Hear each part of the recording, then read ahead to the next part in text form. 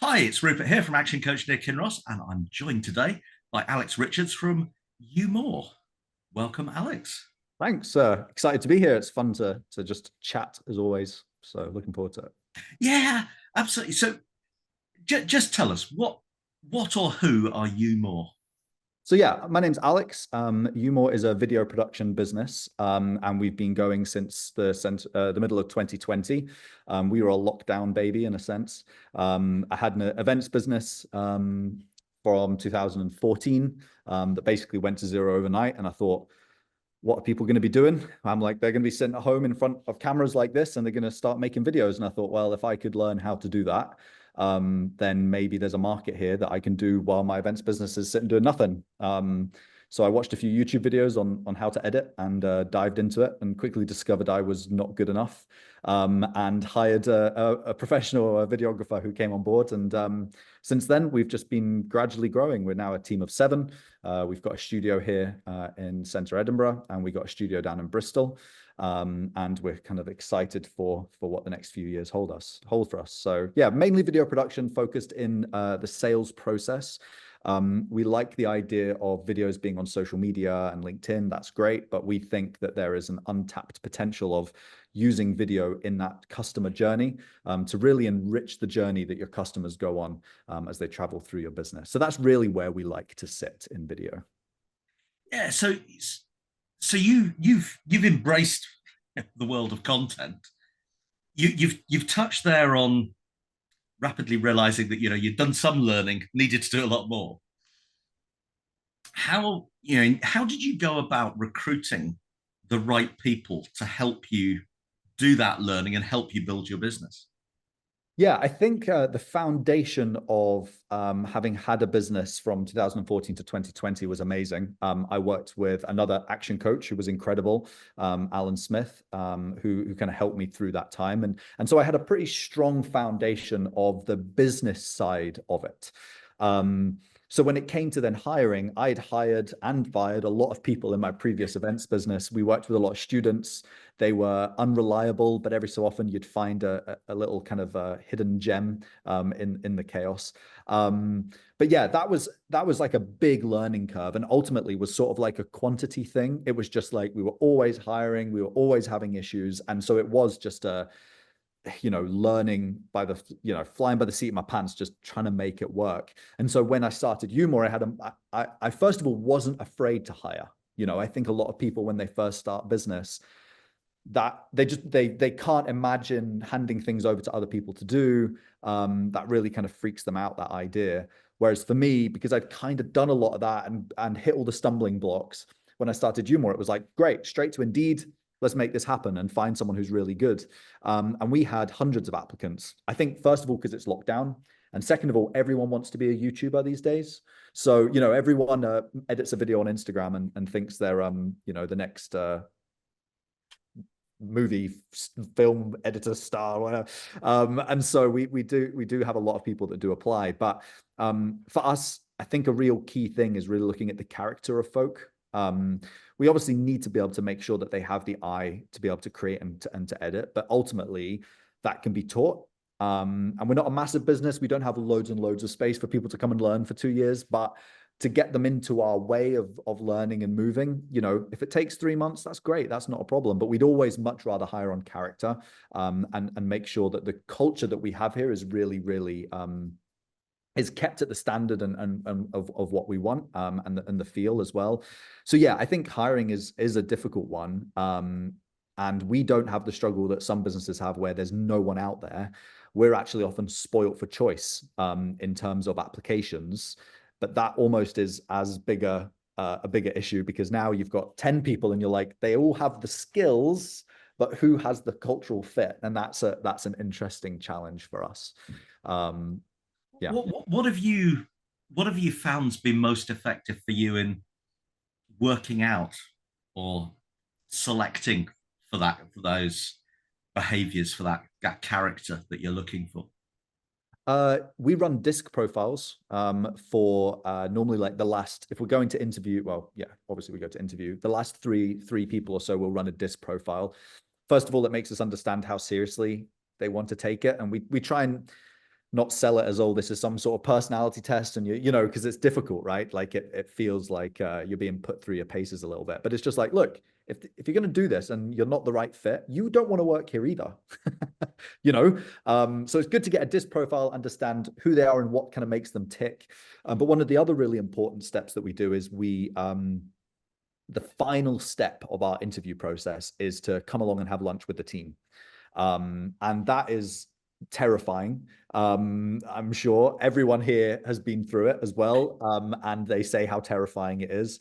Because ultimately, all of a sudden, it's sprung upon you of like, oh, I have to go meet these 5, 6 strangers, and they're going to be the ones that decide my fate, you know, almost.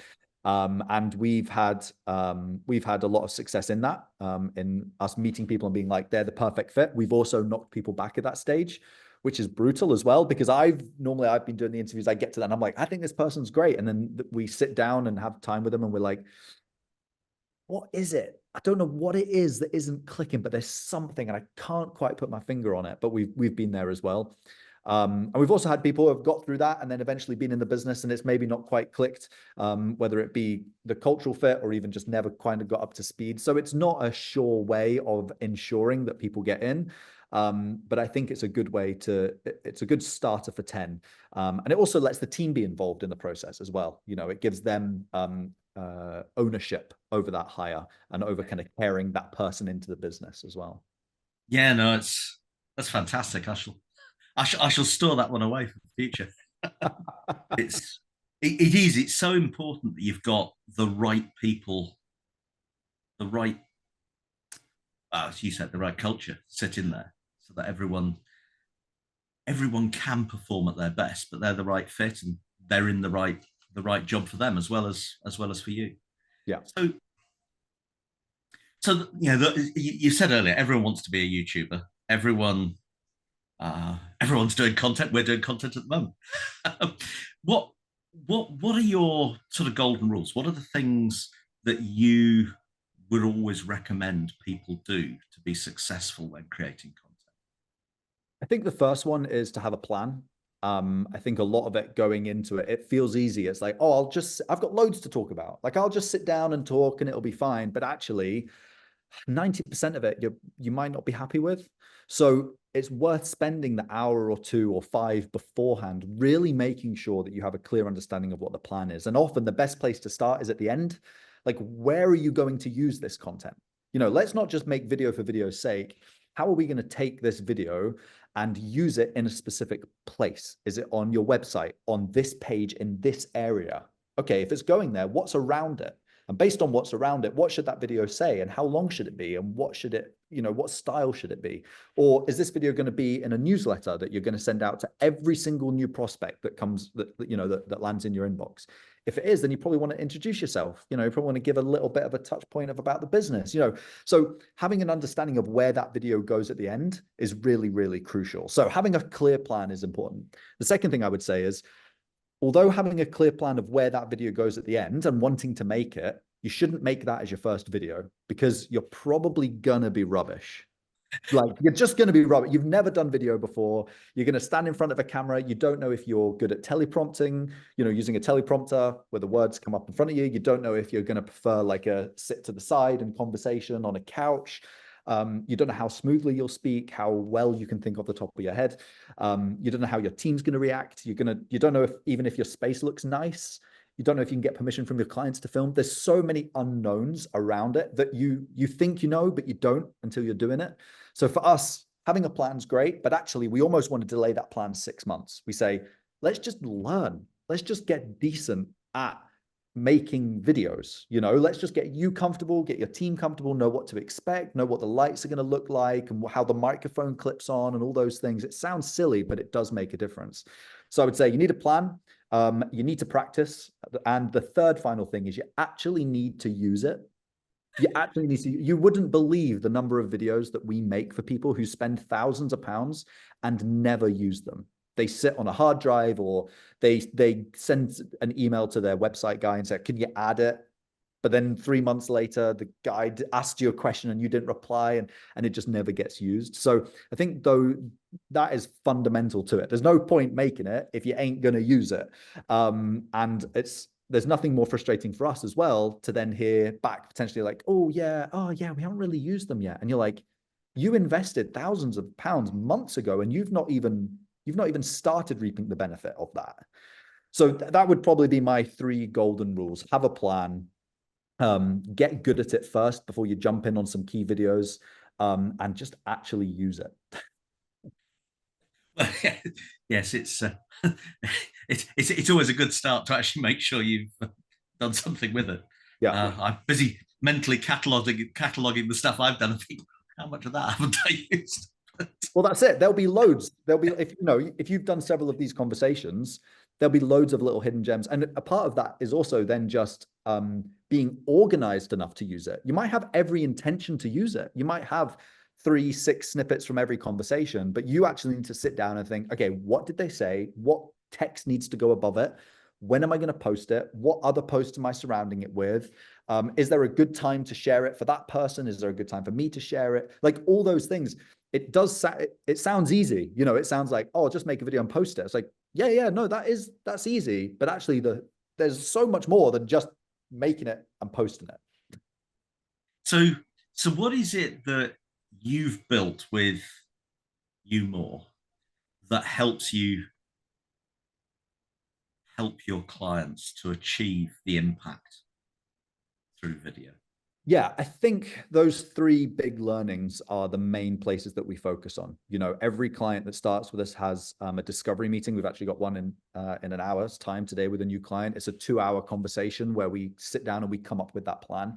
And then we preface that plan with, hey, but you're going to be rubbish on camera, And actually this client that's coming in, we've worked with for 2 years. We've made videos on and off. So actually their plan's going to look very different. We know they're already good on camera. Perfect. We can fire into like some really, really great stuff. So building the plan and then really helping them learn. I think that's one thing that our videographers are great at. We aren't just skilled creatives at the creative, we are as much about making the person feel comfortable and get good on camera as we are about actually getting a decent shot, making it look nice and framed right and the camera's in the right place. But the person matters as much. So I think that's one thing we've done really well. And then the third area is the bit that we actually don't really like doing, which is the implementation bit. When we first started, we didn't do that. We just made videos and handed them off. But loads of people said to us, oh, I would say to them, how are they going? And they'd say, oh, I haven't used them. And I'm like, oh. And so eventually we bought that in-house as well and said, let us run your socials for you. Let us do your email campaigns. Let us coordinate with your website guy to get the video in the right place. Let us help you build this into your sales process. Let's chat with your team and work out what that sales process is and how can we enrich that journey with those videos. So I would say those are some of kind of the golden places that set us apart. If you just want one really fancy creative video, great. We're probably not the people for you. There's probably an amazing freelancer out there who is going to love spending the next month of his life creating that incredible video. And he'll probably do a better job than us because he's crazy creative, but you're going to have to be the one with the strategy and the plan and all of that. What we do is we do that for you. And so that really enables our clients to really succeed in video. And that's I guess the bit that sits behind the fact that what you're really doing is building the relationships using the content rather than just being content creators. For sure. Yeah. I mean, that's our mantra, is all about building great relationships, but not only just relationships using video with your clients. We're also saying, how can you use video within your business to allow your team to be better? So like one I like to talk about is we had a building company that's generator kept breaking in the van, and they would ring the office and the office would go through to the site manager and there would just be this constant. And then he'd be like, have you done this? Have you done this? Have you done this? And they'd go, yes, yeah. Oh, now it's working, So we made a little QR code that went on the generator that it said, if it's not working, scan this. And you scanned it, it took it to a video and it said, here are the 10 things that probably are wrong with the generator. Do all these things before you ring the office. Yeah. And that instantly cut down calls, So not only are you making lives, better relationships with your customers through great engaging video through the sales process. You're also building it into your team's day-to-day use, making their lives simpler. And then the final place is it's all systems, right? And businesses are just built on systems. And so if you can videoize those systems, you're going to allow the business owner to step out as well. And that ultimately is the goal of most business owners, is to, get out of the day-to-day, the week-to-week, and ultimately the year-to-year, and not have to be an active member in the running of their business. And so those are the three main places we see video playing like a really key role within every person's business. No, absolutely, and you're right. Yeah, that process of systemizing the business and freeing up your time and making it easier for everyone who's working in the business to do a great job all of the time. So where next? Yeah, it's an interesting one because it's the whole, do we become a full service marketing business? I think that's a lot of marketing businesses end up there. They start with one thing they're good at, and then they go, I guess we could do that. And like, oh, I guess we could do Facebook ads, or I guess we could do SEO. And then even if they don't do it in-house, they kind of outsource it, but they kind of pretend they do it in-house. And I think for YouMore, I think we just want to, I think we'll grow slightly out of just video. And I think we'll get better at like graphic design and sort of PDF design, photo, that sort of stuff, more than just video over the next 5 years. But our plan ultimately is our Bristol office just launched a couple of months ago, and we're seeing great traction down there, which has been really exciting, with Jordan heading up the studio down there. And I think, in the next 3 years, we'll still have the Edinburgh office and the Bristol office. But I think by 5, we'd like to have a third office, probably in the center of the UK somewhere, that then basically allows us to kind of get anywhere within 3 hours. And that gives us a service offering to be able to offer any business, in the UK, great video within their sales process with YouMore. So I think that for us is a really exciting place to go. But I know for me, I've got a lot of learning. This is the biggest business I've had. And there's only 7 of us. We're not a massive business. We'll do 400 grand this year, which is great. But I've got a lot to learn, and I'm intrigued about where my ceiling is, and if that is my ceiling or if it's just a glass ceiling. Like, that's the other intriguing element. How big do I want this to be? Is this just going to be a lifestyle business, or do I want this to really blow up? But I think right now I'm really driven, and I'm excited about the future of what this could be. I still think that video is massively underutilized. And I'm excited to see how other businesses could really use it in much more of an effective way, and ultimately content across the board, not just video as well. So yeah, I think that's probably where we're going. And as one final little question, if you were to cast your mind back to the start of your business journey, what's the one piece of advice that you would give yourself back then, or you wish you'd given yourself back then? Yeah, I think I knew what a profit and loss and a balance sheet and a cash flow was. Like, I think I knew what that was for years and years. I understood what was and what wasn't on my P&L, and what was on my balance sheet and what was on my cash flow. And I knew what affected what, but I don't think I actually knew. I would say it's probably only been in the last year or 2 years. And bear in mind, I've been doing this for 10 years now. I've never had another job either. I've only ever worked for myself. I just never really understood the correlation between that. And I think understanding that better would have aided me much better in the events business I had. I would have been much clearer on my numbers. I think it's also allowed me to be able to plan better, and have clearer projections and understand what I can and can't achieve with what's sitting in the bank and what's not. And I think the other thing is, when it comes to a lot of businesses, they get to the end of the year and they go to their accountant and they say, so how much money did I make? And that blows my mind. I mean, I'm checking my zero every 5 minutes. I think it feels like, knowing exactly what's happening, where we're going, what we're doing, and what that's going to allow us to do, and how quickly we can do it.